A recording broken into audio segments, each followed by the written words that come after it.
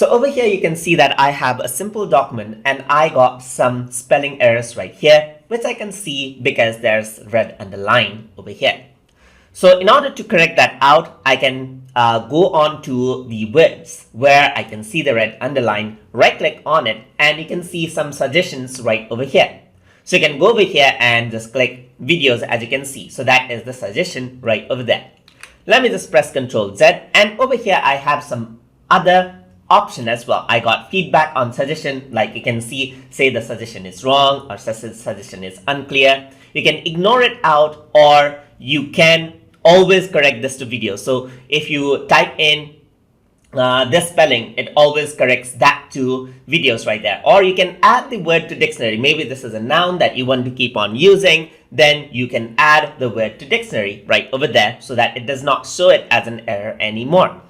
So in order to check out the spelling for the entire document, you can simply go to tools right here and then go to spelling and grammar. And over here, you have an option, as you can see right here. So you can show personal spelling suggestions. So if I were to disable this, you can see that you don't see the spelling suggestions anymore. And you can also show grammar suggestions. For example, you can say something like he is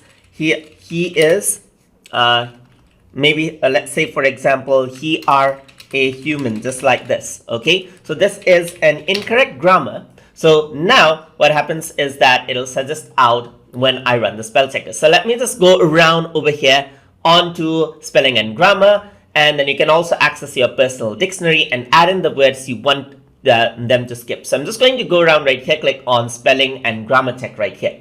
So now you can see that the first suggestion that it did was for videos right here. You can just click it and accept or ignore the change. I'm going to click on accept. And the other one is started, as you can see right here. So there is a spelling error right here. So you can just accept that. And another one right here is multimedia, where I missed the E. So accept that as well. So over here, it detected grammar. This is not necessarily a spelling error, but it has a blue underline right here, which means it's a grammatical error right there. And the suggestion says he are a human is not correct grammatically. So is what is suggested. So you can simply accept or ignore this out as well.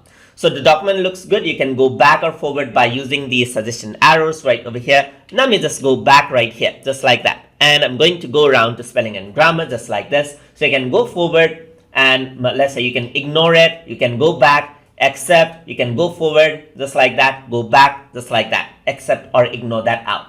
You can also go around, and over here, you can accept all the errors. Like if you have the same errors, then you can accept all. There's only one right here. You can ignore all as well. You can add it to dictionary and view personal dictionary as well. So I'm just going to accept all right here, accept, and that's it. The document looks good now. And that's how you do the spell checker. Run the spell checker inside of your Google Docs document.